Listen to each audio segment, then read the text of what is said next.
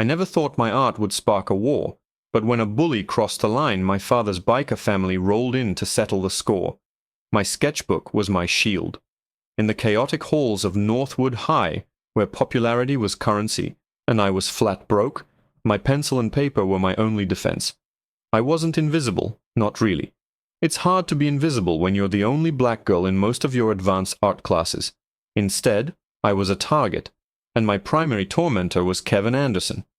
Kevin was the kind of guy who probably thought the sun rose just to watch him play quarterback. He had classic good looks, a trust fund, and a personality as charming as a chemical burn. For reasons I'll never understand, he'd decided my existence was a personal affront to him.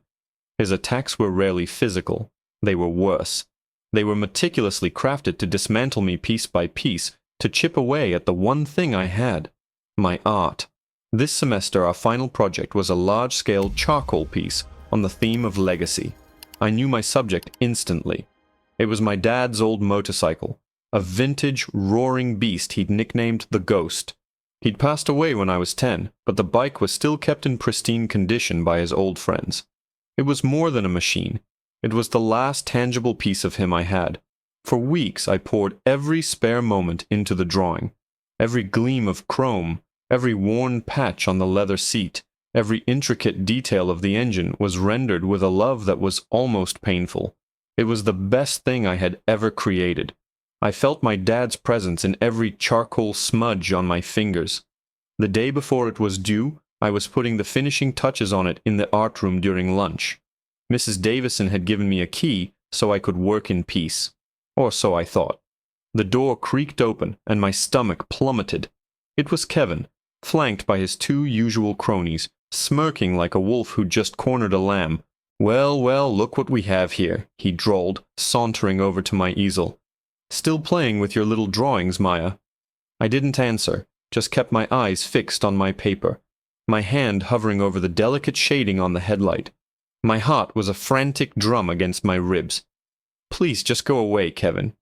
"What is this supposed to be?" he sneered, leaning in so close I could smell the cheap cologne he bathed in. "Some kind of scrap heap? You know, my dad could buy me a brand new one of these. A better one.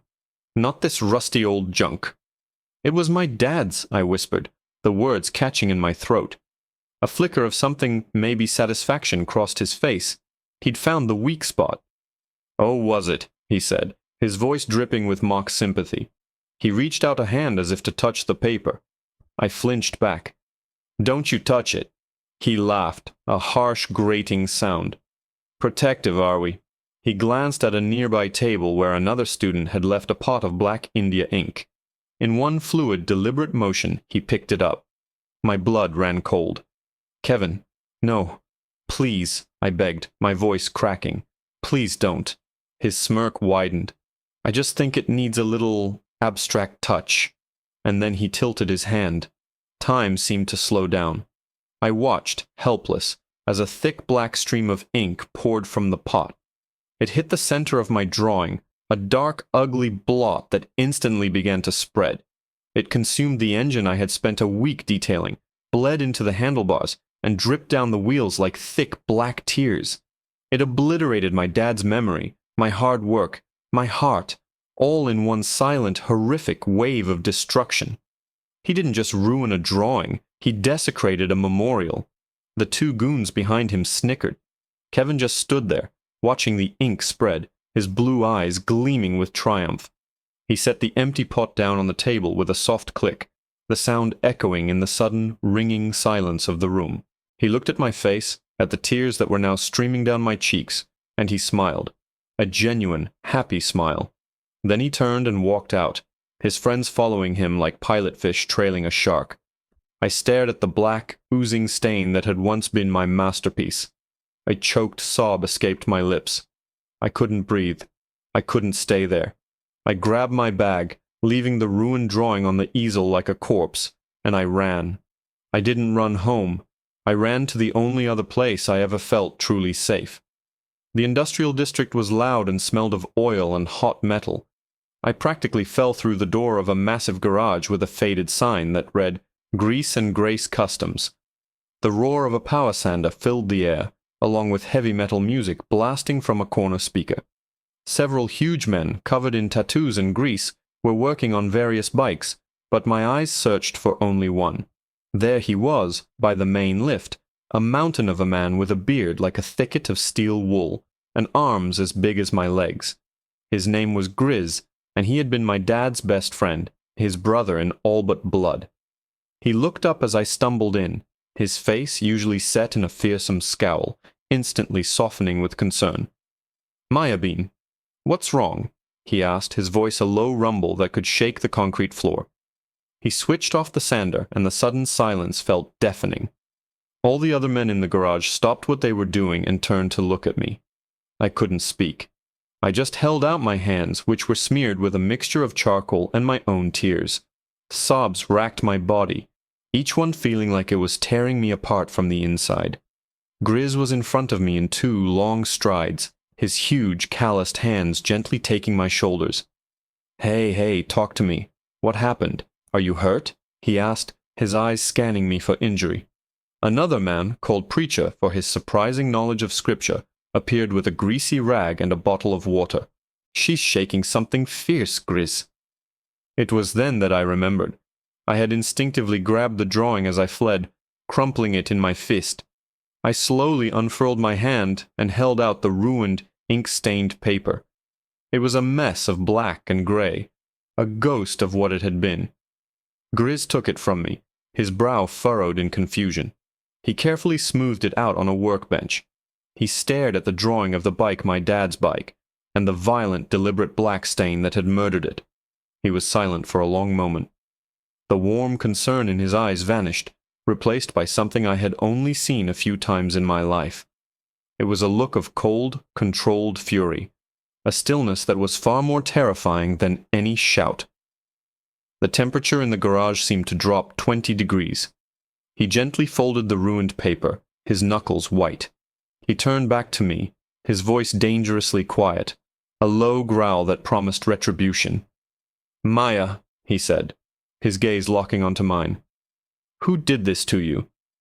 I swallowed hard, the name feeling like poison on my tongue. "It doesn't matter, Grizz. It's just a stupid drawing. I can do another one." I tried to sound convincing, but my voice was a thin, reedy thing. I just wanted to rewind time, to have never brought my mess into their world. These men fix things with wrenches and blowtorches, and sometimes with their fists. High school drama was a foreign language to them. Grizz didn't even blink. He just kept his gaze locked on mine, a gaze that could peel paint off a car hood. "Maya," he said again, and the quiet authority in his voice left no room for argument. "The name." "Kevin," I whispered, looking down at my shoes. "Kevin Anderson." A heavy silence fell over the garage. It was a loaded silence filled with the collective memory of my dad, of the promise they had all made to him to look after me. Preacher crossed his tattooed arms over his massive chest, his jaw tight. Roadblock. A man so wide he looked like he could stop a truck. Cracked his knuckles, a sound like small bones snapping. Grizz just nodded slowly, a single, deliberate movement. He seemed to absorb the name, filing it away in a place reserved for serious problems. He turned away from me and walked over to his own bike, a custom-built Harley that looked more like a dragon than a machine. He wiped a clean spot on the fuel tank with the back of his hand, his movements methodical and calm. "All right, boys," he said, not looking at them, his voice still low, but now carrying across the entire garage. "Let's call it a day here. Preacher, you close up. I need to take Mayabeen home." It was a dismissal, but it was also an order. I saw the looks that passed between them, a silent, perfect communication. They understood exactly what wasn't being said. There was no shouting, no talk of revenge. There was just a quiet, unified understanding. An engine was being turned over, a powerful one, and it had nothing to do with motorcycles. The ride home was quiet.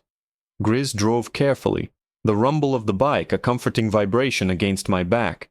When we pulled up to my house, he killed the engine and just sat for a moment.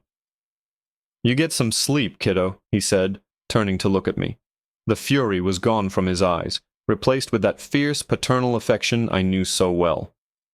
"Don't you worry about that drawing, or about Kevin Anderson. Some things have a way of working themselves out. I knew better than to ask what he meant. I just nodded, gave him a quick hug, and went inside. I didn't sleep much that night. I kept picturing that ink stain, and then I'd picture Grizz's face.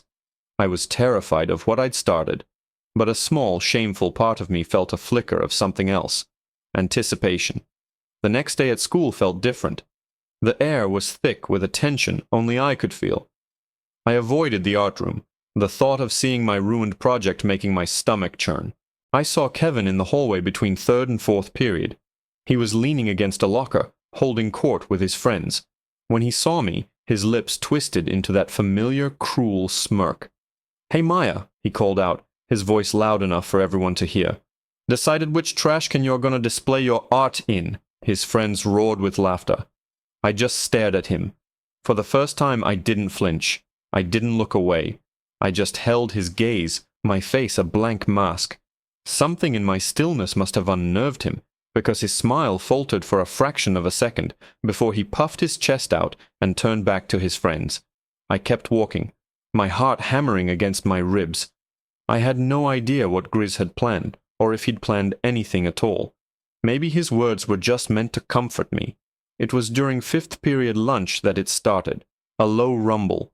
At first it was barely audible, a faint vibration you could feel in the soles of your shoes.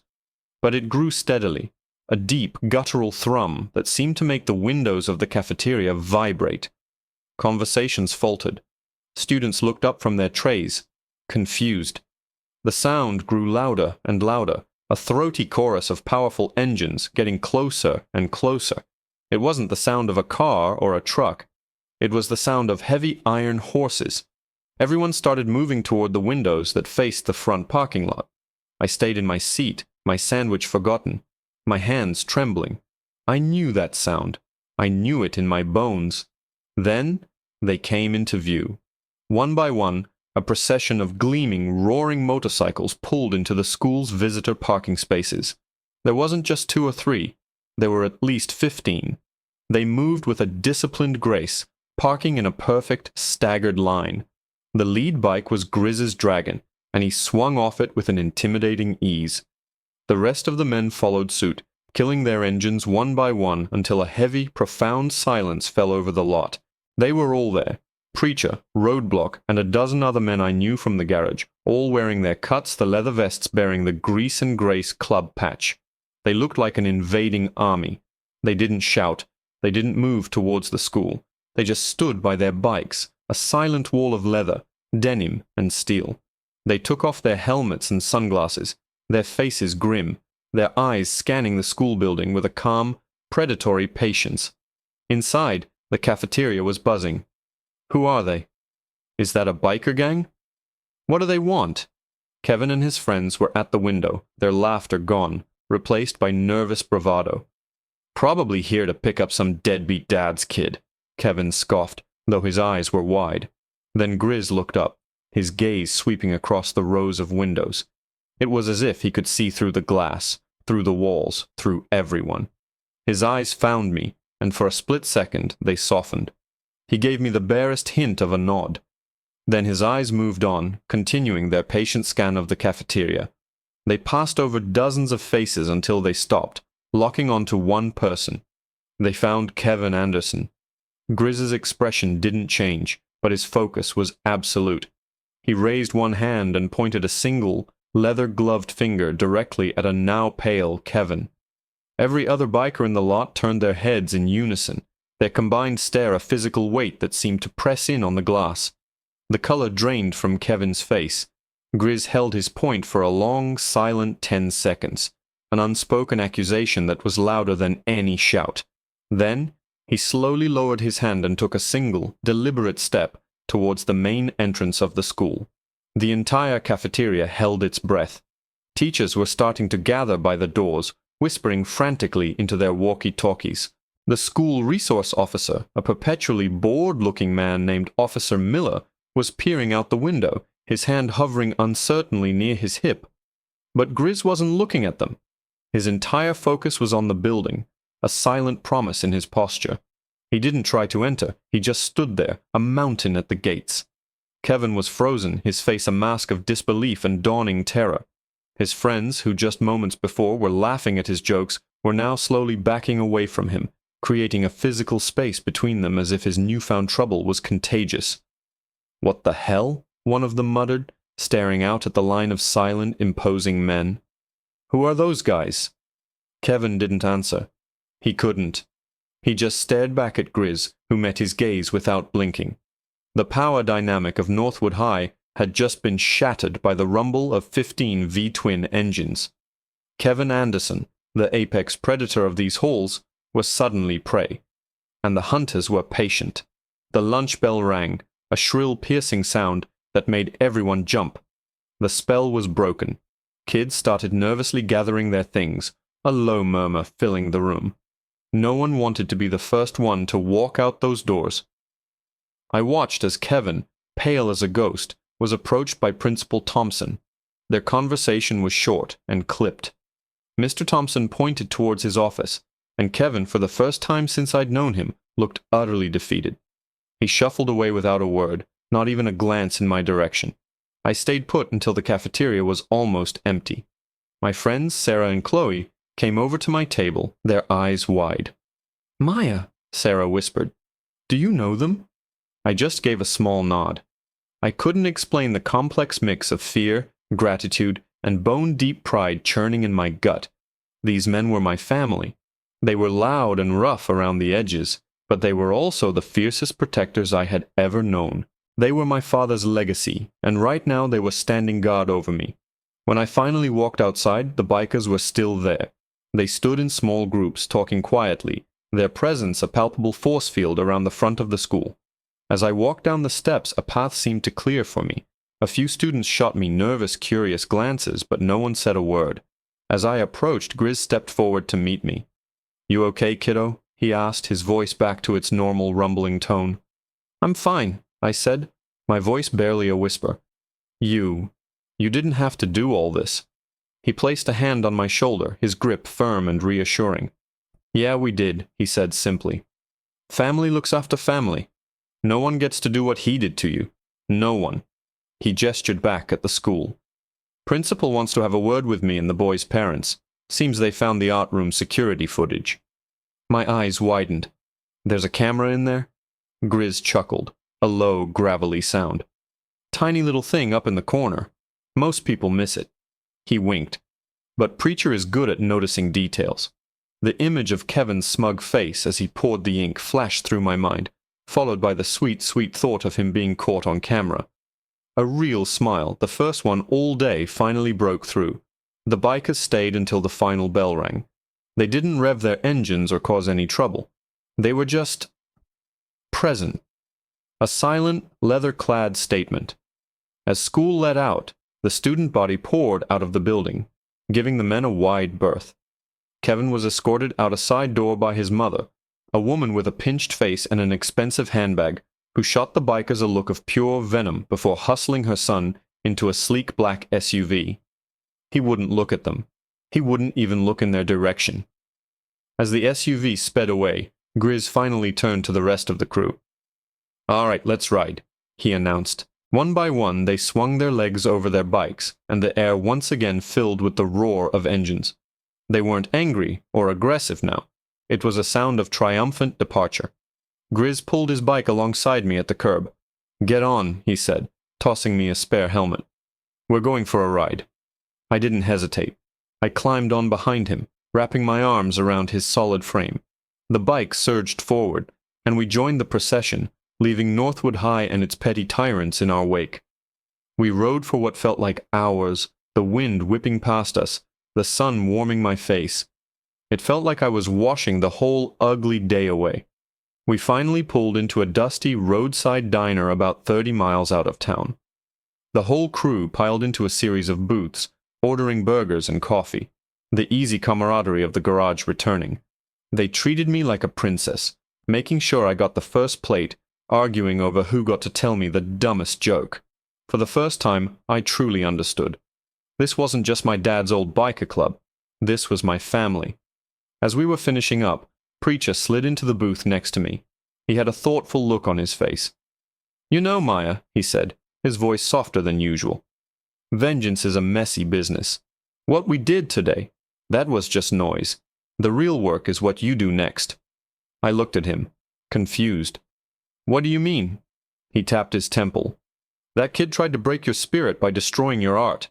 Don't let him win. The best revenge isn't making him scared. It's showing him that he can't stop you. He pulled a folded piece of paper from his vest pocket and slid it across the table. Grizz and the boys, we talked. We think it's time. I unfolded the paper. It was a flyer, crisp and professionally printed. My eyes scanned the words and my breath caught in my throat. It was an entry form for the annual State Art Guild Exposition, one of the most prestigious art competitions in the state for young artists. The grand prize was a full scholarship to the State University's Fine Arts program. The deadline for submission was in 2 days. I can't, I stammered, shaking my head. My piece is ruined. There's no time to do another one. Grizz leaned over from the opposite booth. Who said you had to do another one? He said, a slow grin spreading across his face. He pulled out his phone and showed me a picture. It was my drawing, the one from the garage, smoothed out under a bright light. The black ink stain was still there, a violent scar across the middle, but someone, with incredible skill, had taken a fine-tipped white ink pen and begun to draw over the blackness. From the ugly, chaotic blot, a new image was emerging. A magnificent phoenix, its wings spread wide, was rising from the abstract darkness, its feathers seeming to be made of chrome and flame. The head of the bird seamlessly incorporated the motorcycle's original headlight, which now looked like a fierce, glowing eye. It was breathtaking. It was no longer a piece about legacy. It was a piece about resilience, about rising from the ashes. "A Roadblock's daughter," Grizz explained, seeing the shock on my face. "She's a graphic designer. Said she saw something beautiful in the chaos. She just laid down the basic outline for you." He pushed the phone closer. "It's not finished. She said only the original artist can bring it to life." His eyes met mine, filled with a fierce belief that I hadn't felt in myself for a long time. "The canvas is there, Mayabeen. All you have to do is pick up the pen and finish the fight." I stared at the image on Grizz's phone, my heart doing a painful, hopeful flip in my chest. He was right. It wasn't just a repair. It was a transformation. The ugly, hateful stain that Kevin had inflicted was now the foundation for something powerful, something defiant. It was a story. My story. All the despair I'd felt just that morning began to recede, replaced by a white-hot spark of creative fire. I looked around the diner at the faces of these rough, tattooed men who had so completely and utterly shown up for me. They hadn't just scared off a bully. They had given me back my courage. "Okay," I said, my voice clear and steady for the first time. "Okay, let's do it." The next 48 hours were a blur of focused intensity. The garage, which usually smelled of oil and metal, now also smelled of coffee and fixative spray. Grizz had set up a professional drafting table for me in a quiet corner, complete with brilliant halogen lamps. Roadblock's daughter, a quiet, brilliant woman named Sarah, sat with me for the first hour, showing me the specific techniques she had used to lay the groundwork with the white ink, ensuring I knew how to blend it seamlessly. Then she left it to me. The bikers became my support crew. They kept a steady supply of coffee and snacks at my elbow, and a rotation of them would just sit quietly nearby, cleaning bike parts or polishing chrome, their steady, silent presence a comforting backdrop. There was no pressure, only encouragement. When my hand would start to cramp, Preacher would appear with a stress ball. When my eyes grew tired, Roadblock would insist I take a 5-minute break to look at a picture of his new grandbaby. They were my patrons, my bodyguards, and my cheerleaders all rolled into one. I poured everything I had into that drawing. Every ounce of anger, hurt, and grief was channeled through the fine tip of my pen. The phoenix's wings became a tapestry of motorcycle parts chains for feathers, gears for joints, pistons for the strong bones beneath. I wove in symbols of my dad, little details from the ghost that only I would recognize. The violent, meaningless blot of black ink became a crucible, a dark fire from which this new creation was born. I wasn't just fixing a drawing, I was reclaiming my narrative. I finished with only an hour to spare before the online submission deadline. The final piece was titled, simply, Resurrection. We submitted it digitally, and then Grizz and Roadblock carefully packaged the original and drove it to the Guild's headquarters downtown to be dropped off in person, just to be sure. After that, all we could do was wait. The next few weeks at school were unnervingly quiet. Kevin Anderson was serving a 2-week suspension, and when he returned, he was a different person. He didn't look at me, didn't speak to me. He kept his head down, his swagger gone, his circle of friends noticeably smaller. The story of the biker army had become a Northwood High legend. I was no longer the quiet, invisible art girl. I was, as I overheard someone whisper in the library, the girl with the guardian angels. I wasn't feared, but I was respected, and for the first time I felt like I could finally just breathe in those hallways. The day the Guild was to announce the finalists, I was a wreck. Grizz insisted on picking me up from school. The entire crew was waiting at the garage, gathered around a laptop perched on a workbench. They all tried to act casual, but the tension was thick enough to cut with a welding torch. We all crowded around as Preacher navigated to the Guild's website. The page loaded, and a list of 10 names appeared on the screen. We scanned the list. My heart hammered, and then I saw it. Maya Washington, Resurrection. The garage erupted. A huge, booming cheer went up as Grizz pulled me into a bone-crushing hug, lifting me clean off my feet. Men were high-fiving, clapping me on the back, their tough guy exteriors melting away into pure, unadulterated joy. They were as proud as if their own daughter had won. The exposition was held 2 weeks later in a swanky downtown gallery. The whole crew showed up, looking slightly out of place but undeniably proud in their cleaned-up jeans and fresh club vests. They stood in a formidable phalanx around my piece, which was hanging in a prime position on the main wall. It looked incredible under the gallery lights, the stark contrast of the white ink on the black stain, more powerful than I had even imagined. I was explaining the symbolism to an elderly couple when a familiar voice cut through the gallery's polite chatter. "So, you're the artist." I turned. It was Kevin. He was there with his parents. He looked uncomfortable in a suit and tie, his face pale. His father, a man with a hard, dismissive face, looked past me as if I were a piece of furniture. His mother offered a tight, insincere smile. Kevin started, then stopped, unable to meet my eyes. He stared at the artwork.